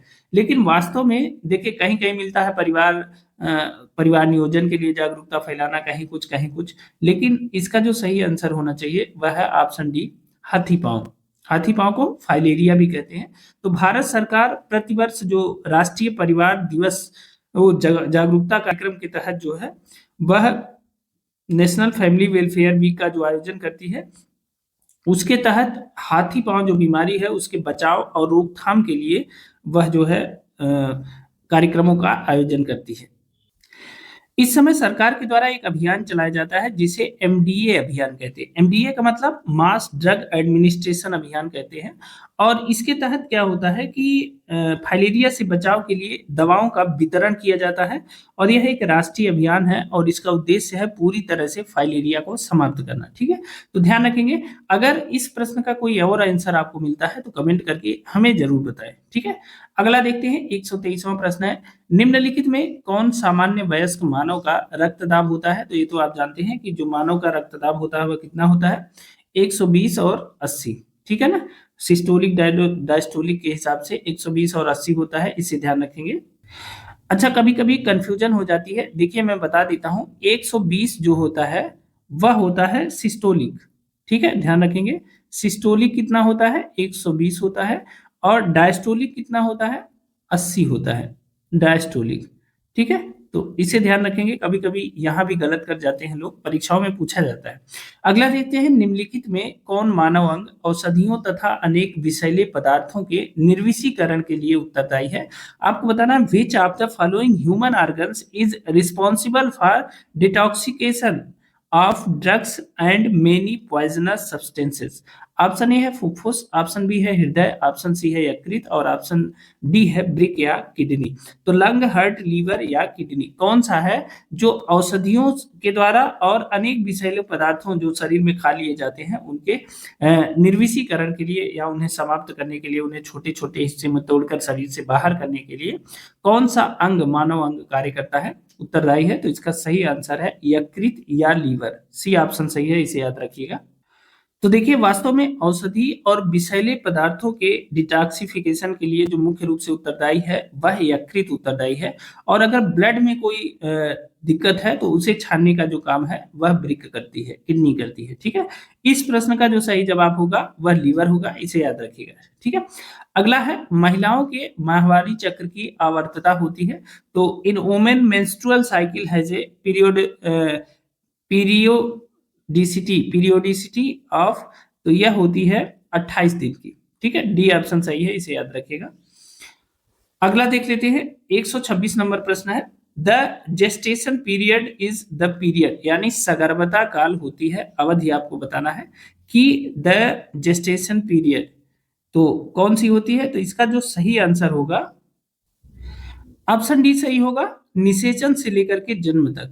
ठीक है, जो जेस्टेशन पीरियड होता है वह निषेचन से लेकर के जन्म तक, और यह होता है 266 दिन से लेकर के 280 दिन तक। ठीक है, ध्यान रखेंगे, जो सगर्भता अवधि होती है 266 से लेकर के 280 दिन तक होती है, और इसे कहते हैं कि 38 से लेकर के 40 सप्ताह भी इसे कह सकते हैं। ठीक है, इस पूरी अवधि को क्या कहते हैं, सगर्भता काल या जेस्टेशन पीरियड कहा जाता है, इसे ध्यान रखेंगे। ठीक है, अगला देखते हैं 127 नंबर क्वेश्चन। लेकिन उसके पहले दोस्तों, अभी तक के आपने प्रश्नों को देखा, आपको कैसा लगा? क्या बहुत आसान परीक्षा है? नहीं है, इसको बहुत मेहनत से पढ़नी पड़ेगी, बहुत छोटी छोटी चीजों को ध्यान रखना पड़ेगा। और अगर पेपर में ये पूरा सिलेबस सेम ही है तो आपको स्वास्थ्य से संबंधित एक पूरा एक 50 क्वेश्चन के लिए स्वास्थ्य से संबंधित चीजों को पढ़ना पड़ेगा।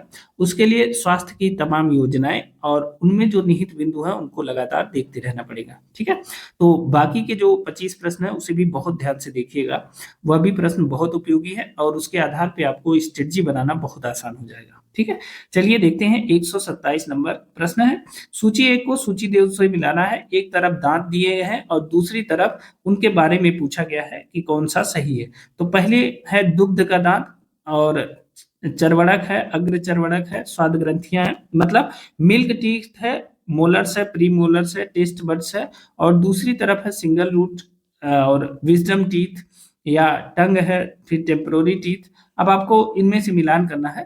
देखिए, दुग्ध का जो दांत होता है आप जानते हैं कि वह अंशकालिक होता है, यानी टेम्पररी टीथ होता है। फिर आते हैं मोलर्स की बात करते हैं, मोलर्स में जो तीसरा होता है वह बुद्धि दांत कहलाता है। ठीक है, विजडम टीथ होता है, सही बात है।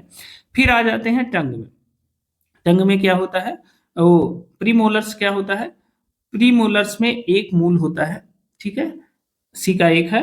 और स्वाद ग्रंथियां किसमें लगी होती हैं, तो जीवा में लगी होती हैं, इसे भी ध्यान रखेंगे, डी का 3 हो जाएगा, तो 4 2 1 3 हो जाएगा, ए ऑप्शन सही है, इसे याद रखिएगा।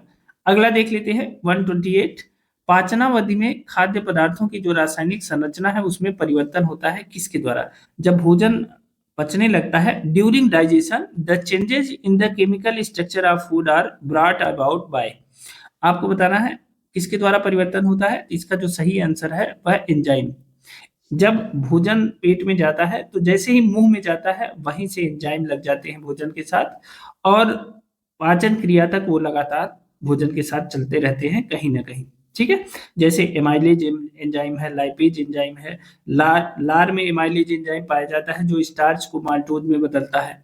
ठीक है, तो जैसे ही भोजन जो है मुख में जाता है वहीं से एंजाइम उसके साथ हो लेते हैं, और वह जो है खाद्य पदार्थों की जो रासायनिक संरचना है उसको छोटे छोटे हिस्सों में बदल देते हैं और बाद में भोजन पच जाता है। ठीक है, तो बी ऑप्शन सही है, याद रखिएगा। 129 नंबर क्वेश्चन है, मदिरा के अतिशय उपयोग से निम्नलिखित में से कौन रोग हो जाता है? यह प्रश्न कई बार पूछा गया है। तो लीवर सिरोसिस होता है, मदिरा के अतिशय उपयोग से क्या हो जाता है? लीवर सिरोसिस हो जाता है, या यकृत का शोषण रोग हो जाता है, इसे ध्यान रखेंगे। ठीक है, आते हैं 130 नंबर प्रश्न, शिशु को खसरे का जो टीका है, मीजल्स का टीका, वह कितने दिनों में दिया जाता है? तो ऑप्शन ए है 3 महीने, फिर बी है 6 महीने, ऑप्शन सी है 9 महीने के बाद, और ऑप्शन डी है 12 महीने के बाद। तो अभी देखिए, इससे संबंधित एक प्रश्न हम लोगों ने सॉल्व किया था, विटामिन ए की पहली खुराक की बात कही थी, हमने बताया था कि विटामिन ए की पहली जो खुराक होती है वो मीजल्स के या खसरे के टीके से दी जाती है, और जो खसरे का टीका है वो 9 महीने बाद लगाया जाता है। तो सी ऑप्शन सही है, याद रखिएगा, खसरे का टीका 9 महीने बाद लगाया जाता है, 9 से 12 महीने की उम्र में। ठीक है, याद रखेंगे। अब देखिए, एक प्रश्न है, एक 3 किलोग्राम भार वाले नवजात शिशु का वजन लगभग दुगना हो जाएगा। आपको बताना है कि अगर एक नवजात शिशु है, नया जन्मा हुआ बच्चा है जिसका वजन 3 किलोग्राम है, तो उसका वजन दुगना कितने दिनों में हो जाएगा? अब बताइए, ये तो हम नहीं बता सकते, बहुत ढूंढे लेकिन नहीं बता सकते। एक एवरेज में पता चला कि मान लीजिए कि 4 महीने में हो जाएगा।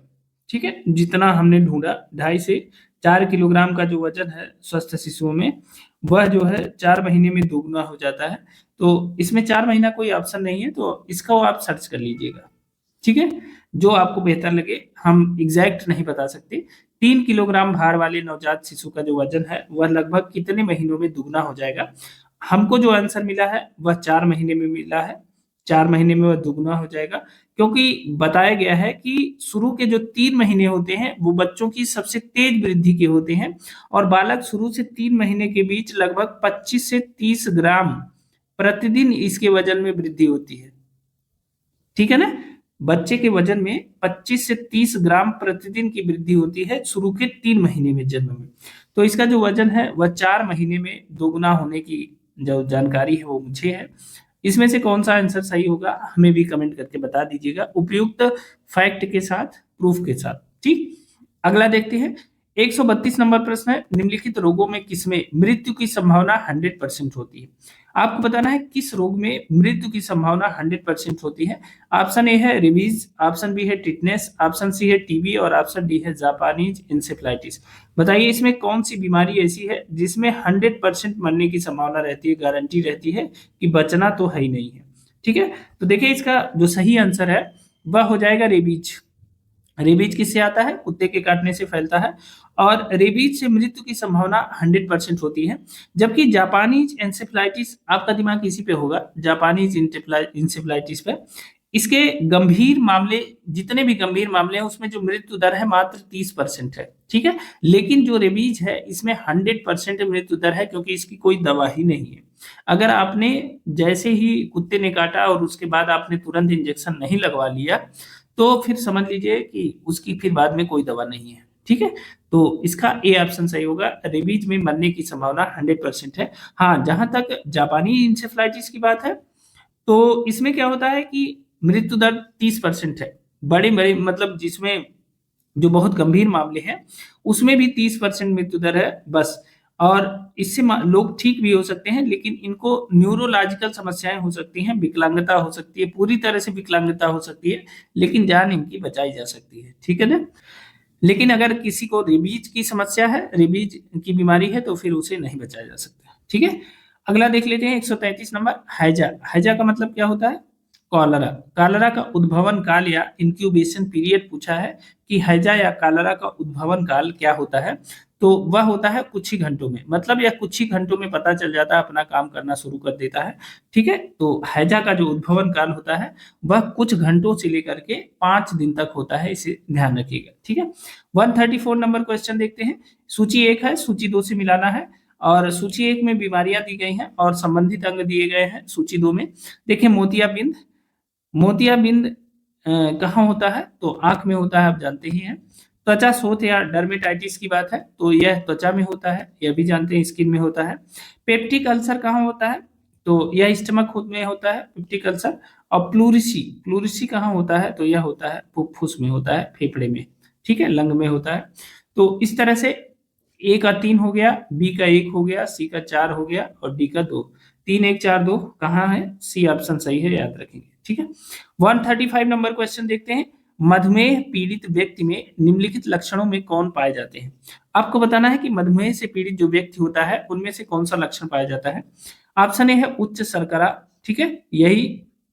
ऑप्शन बी है अतिशय प्यास, ऑप्शन सी है अतिशय क्षुधा, क्षुधा को हंगर भी कहते हैं, भूख भी कहते हैं, और ऑप्शन डी है उपरोक्त सभी। तो देखिए जिसको शुगर होता है, एक तो उसकी शर्करा उच्च रहती है, शुगर ज्यादा रहता है। दूसरा, उसे बहुत प्यास लगती है। ठीक है, शुगर ज्यादा होता है, लगातार निकलता रहता है बाथरूम के रास्ते से, तो उसे प्यास लगती है। अतिशय भूख भी लगती है, यह भी सही है। तो यानी कौन सा ऑप्शन सही है? डी ऑप्शन, उपरोक्त सभी होता है। जो शुगर से पीड़ित व्यक्ति होता है तो उसमें उपरोक्त सारे लक्षण पाए जाते हैं, ध्यान रखिएगा। अच्छा एक चीज बताइए कि ये कभी कभी यह पूछ लिया जाता है कि जो शुगर होता है, मधुमेह होता है, वह किस हार्मोन की कमी या वृद्धि से होता है? जानते हैं कौन सा है? इंसुलिन हार्मोन की कमी से होता है। इंसुलिन की कमी से होता है कौन सी बीमारी? शुगर या मधुमेह की बीमारी होती है। इंसुलिन हमारे शरीर में निकलता कहाँ है?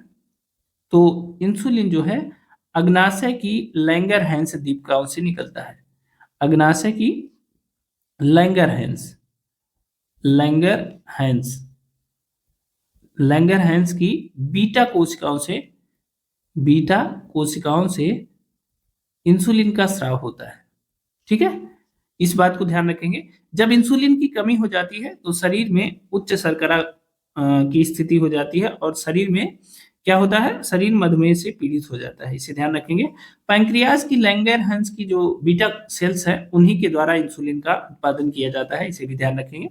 अगला है urine is found in the, urine का निर्माण कहाँ होता है? तो इसका सही आंसर क्या होगा? देखिए, यूरिन का जो निर्माण होता है वो वास्तव में किडनी में होता है। ए ऑप्शन सही है, याद रखिएगा।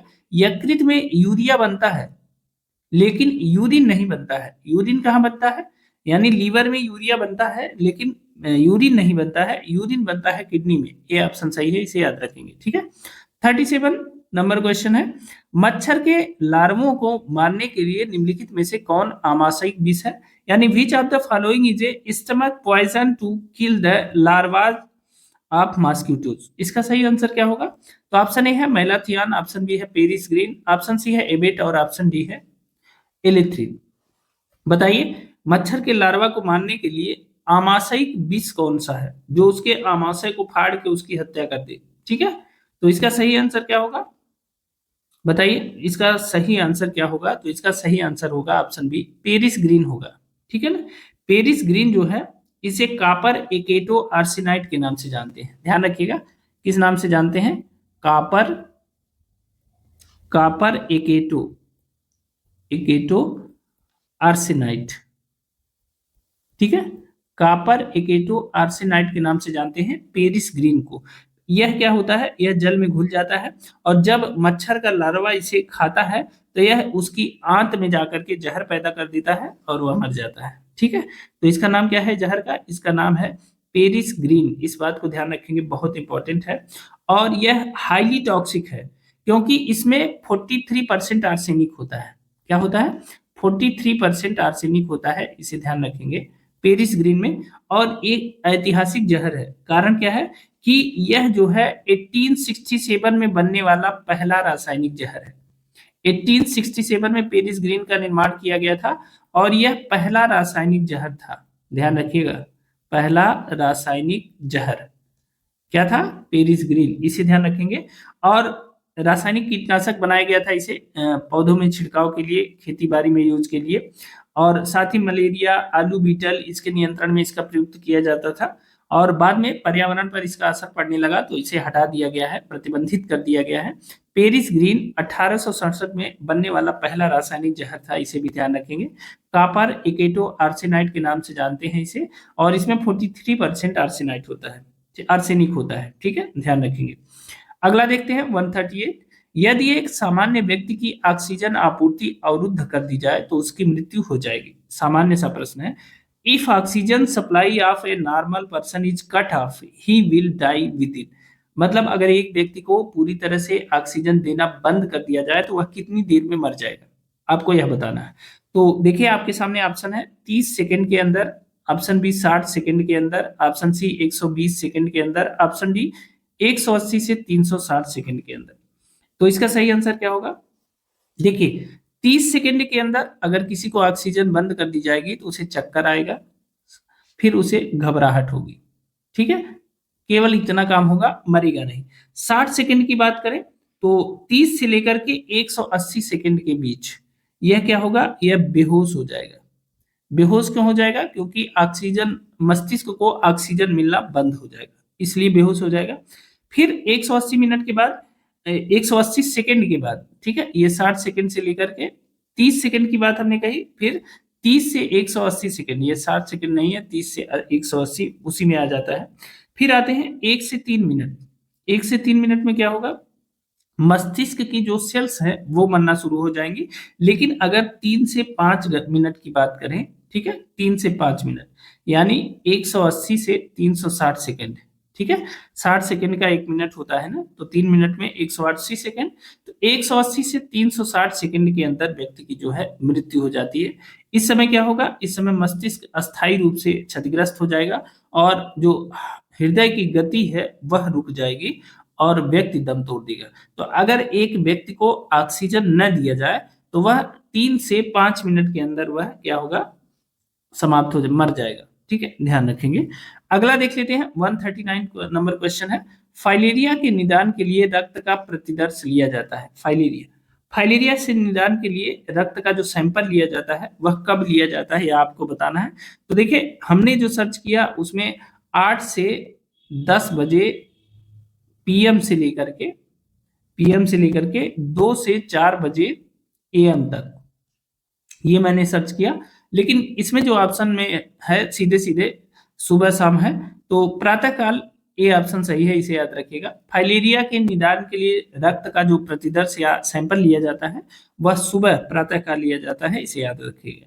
140 नंबर क्वेश्चन है, निम्नलिखित अंगों में कौन उदर गुहा को बक्षीय गुहा से पृथक करता है, यानी which of the following organ separates the abdominal cavity from thoracic cavity. ठीक है, तो इसका सही आंसर क्या है, डायाफ्राम। तनुपट या डायफ्राम कहते हैं, यह जो है उदर गुहा को बक्षीय गुहा से अलग करता है। ठीक है, ध्यान रखेंगे। अगला देखते हैं 141 नंबर, निम्नलिखित में कौन फुफ्फुसी यक्ष्मा का अनिवार्य लक्षण नहीं है, यानी which of the following is not an essential symptom of pulmonary tuberculosis. तो इसका सही आंसर क्या है, इसका सही आंसर है बी ऑप्शन, तीव्र सिर दर्द। मतलब किसी को पल्मोनरी ट्यूबरकुलोसिस का जो लक्षण है उसमें तीव्र सिर दर्द नहीं होता है, इस बात को ध्यान रखेंगे। और यही इसमें पूछा गया है। उसमें क्या है कि संध्या काल में ज्वर बढ़ जाता है, बिल्कुल सही है।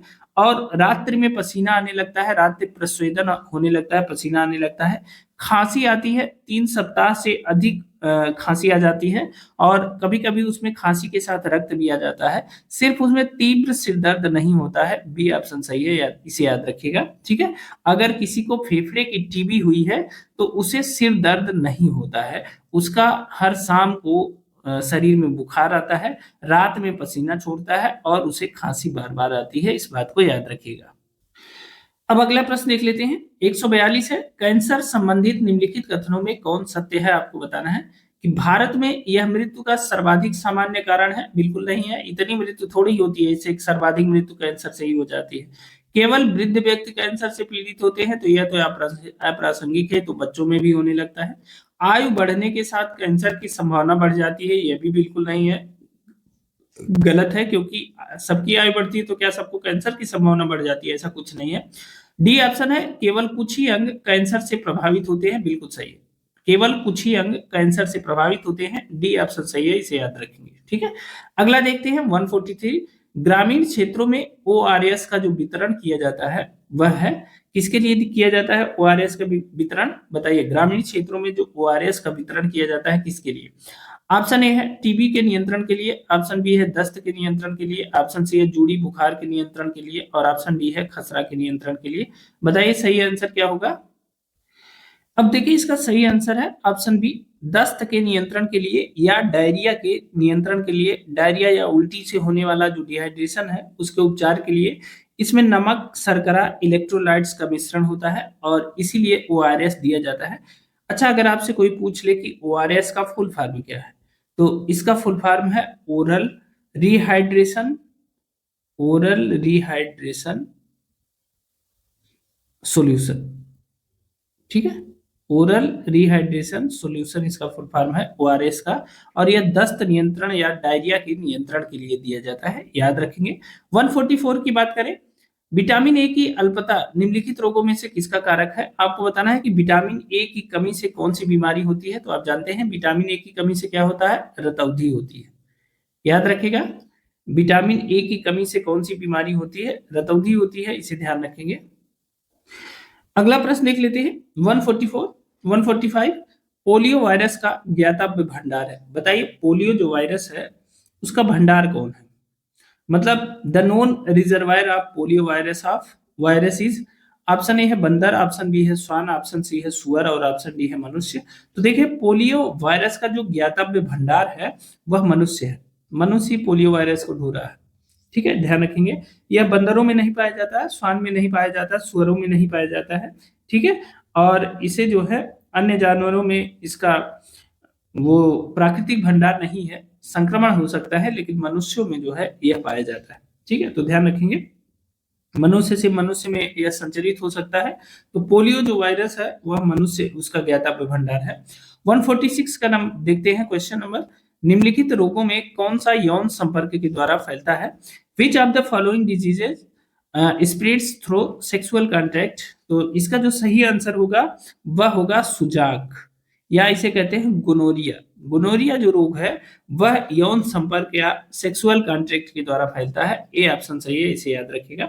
ठीक है ना। अब देखिए 147 नंबर क्वेश्चन है। बाल्यावस्था में विटामिन डी की अल्पता से होता है। आपको बताना है vitamin D deficiency in childhood causes कौन सा रोग हो जाता है? तो इसका सही आंसर होगा रिकेट्स। सी ऑप्शन सही है। विटामिन डी की कमी से बाल्यावस्था में रिकेट्स नामक रोग हो जाता है। इससे हड्डियां टेढ़ी हो जाती हैं, मांसपेशियों में कमजोरी हो जाती है, विकास में देरी होती है बच्चों के। तो इसलिए ध्यान रखिएगा रिकेट्स रोग बाल्यावस्था में विटामिन डी की कमी से होता है। ठीक है। अगला देखते हैं 148 नंबर क्वेश्चन है। निम्नलिखित में किस रोग को सामान्य जन मोती झरा के नाम से जानते हैं? ठीक है, ध्यान रखेंगे किस रोग को सामान्य जन मोती झरा के नाम से जानते हैं?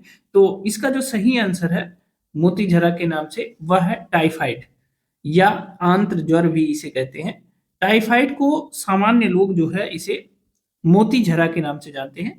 इसका कारण क्या है? क्योंकि त्वचा पर मोती जैसे सफेद दाने या रेजियोल्स निकल आते हैं। ठीक है। और आप जानते हैं कि जो टाइफाइड होता है वह साल्मोनेला टाइफी नामक बैक्टीरिया से होता है, और इसे आंत्र ज्वर भी कहते हैं। इसे मोती झरा के नाम से भी जाना जाता है, याद रखेंगे। 148। ठीक है। अब आते हैं 149। डेंगू। डेंगू किसके द्वारा प्रसारित होती है? तो आप जानते हैं कि डेंगू जो है एडीज के द्वारा प्रसारित होती है। ठीक है। एडीज मच्छर के द्वारा डेंगू प्रसारित होता है, इसे ध्यान रखिएगा। किसके द्वारा प्रसारित होता है? एडीज मच्छर के द्वारा। अच्छा, अभी हमने ऊपर लार्वा जो मच्छर का लार्वा था वहां हमने एक बात बताना वहां हम भूल गए थे आपसे। एक मछली होती है जिसे कहते हैं गैम्बूसिया मछली। गैम्बूसिया मछली होती है, और यह मछली भी मच्छरों के लार्वा को खाती है। तो जहां मच्छरों का आतंक ज्यादा होता है तो उनके लार्वा को खाने के लिए, उनको खत्म करने के लिए गैम्बूसिया मछली वहां तालाब में छोड़ दी जाती है, या जहां भी होता है। ठीक है। तो ध्यान रखेंगे गैम्बूसिया मछली जो है मच्छर के लार्वा को खा जाती है। ठीक है। तो डेंगू किससे प्रसारित होता है? तो एडीज के द्वारा। एडीज इजिप्टी या एल्बोपिक्टस मच्छर के द्वारा यह जो है फैलता है। साफ पानी में इसके लार्वा फैलते हैं, और मानव से मानव में इसका कोई सीधा संचरण नहीं होता है, इसे ध्यान रखेंगे। तो डेंगू एडीज इजिप्टी के द्वारा प्रसारित होता है। ठीक है। अगला देखते हैं 150वां और स्वास्थ्य शिक्षा अधिकारी 2005 का आखिरी प्रश्न है। उत्तर प्रदेश में 1 वर्ष से कम आयु के अधिकांश बच्चों की मृत्यु का जो कारण है वह क्या है? उत्तर प्रदेश में खासकर 1 वर्ष से कम आयु के अधिकांश बच्चों की मृत्यु का कारण। ऑप्शन ए है निमोनिया, सही है। दूसरा है शिशु टीकाकरण से बचाव वाली बीमारियां, ये भी सही है। तीसरा है दस्त तथा कुपोषण, यह भी सही है। तो चौथा ऑप्शन है उपरोक्त सभी, तो यह भी सही है। डी ऑप्शन सही है, याद रखिएगा। उत्तर प्रदेश में 1 वर्ष से कम आयु के जो अधिकांश बच्चों की मृत्यु का कारण है वह निमोनिया है, शिशु टीकाकरण से बचाव वाली बीमारियां हैं, और दस्त तथा कुपोषण है। ठीक है। तो डी ऑप्शन सही है, इसे याद रखिएगा। दोस्तों ये थे जो स्वास्थ्य शिक्षा अधिकारी का पेपर 2005 में हुआ था उसके 150 प्रश्न। 3 खंड में थे और हमने 3 खंड आपको पढ़ाए। ये सारे खंड आपको कैसे लगे हमें अपना अनुभव जरूर बताइएगा, क्योंकि आपका कमेंट हमारी एनर्जी है। अगर हमारी कोई गलतियां हैं तो उसे भी बताइएगा, क्योंकि मैं सुधारने के लिए सदैव तत्पर रहता हूं। मैं उसमें सुधार भी करूंगा। अगर मैं आपको बेहतर समझा पा रहा हूं तो अच्छी बात है, जहां दिक्कत हो रही है वहां भी बताइएगा। ठीक है। तो बाकी चीजें आपको कैसा लगा अनुभव अपने कमेंट बॉक्स में जरूर लिखिएगा। साथ ही दोस्तों इस वीडियो को अपने दोस्तों मित्रों के साथ शेयर कर दीजिएगा, क्योंकि हमारा जो प्रचार का तंत्र है वो आप ही है। आप ही के माध्यम से ये जहां तक जाएगा वो जाएगा। तो जैसा भी हो अपने दोस्तों मित्रों को शेयर कर दीजिए। और हाँ, इस पेपर की पीडीएफ के लिए आप लोग बहुत दिनों से कह रहे थे। मैंने कहा था कि जब मैं इस पूरे उस पेपर को पढ़ा लूंगा तो इसकी पीडीएफ मैं आपको दे दूंगा। तो टेलीग्राम का और व्हाट्सएप का लिंक हमने डिस्क्रिप्शन में दिया है, वहां से आप जाके टेलीग्राम चैनल ज्वाइन कर लीजिए, और वहां यह पेपर मिल जाएगा आपको। ठीक है। तो वहां से यह पेपर आप डाउनलोड कर सकते हैं, और जैसा भी हो इसका एनालिसिस करिएगा, और फिर हमको बताइएगा कैसे पढ़ना है, कैसे आगे बढ़ना है। जैसा आप कहेंगे वैसा हम पढ़ाना शुरू कर देंगे। ठीक है। वीडियो पसंद आई हो तो लाइक कर दीजिएगा, वीडियो को हाइप भी कर दीजिएगा ताकि वीडियो तेजी से बढ़े। साथ ही अगर चैनल पे अभी नए आए हैं तो चैनल को सब्सक्राइब करना बिल्कुल ना भूलिएगा। अपने दोस्तों तक इस वीडियो को ज़रूर पहुँचाइएगा। और हाँ, एक बार फिर से अगर आपको पीडीएफ चाहिए तो आप हमारा टेलीग्राम चैनल और व्हाट्सएप चैनल जॉइन कर लीजिए। उसका लिंक डिस्क्रिप्शन बॉक्स में दे दिया गया है। तो अभी के लिए इतना ही, जल्द ही मिलते हैं अन्य परीक्षा उपयोगी वीडियो के साथ। तब तक के लिए स्वस्थ रहें, मस्त रहें, अपना और अपनों का ख्याल रखें। बहुत-बहुत धन्यवाद।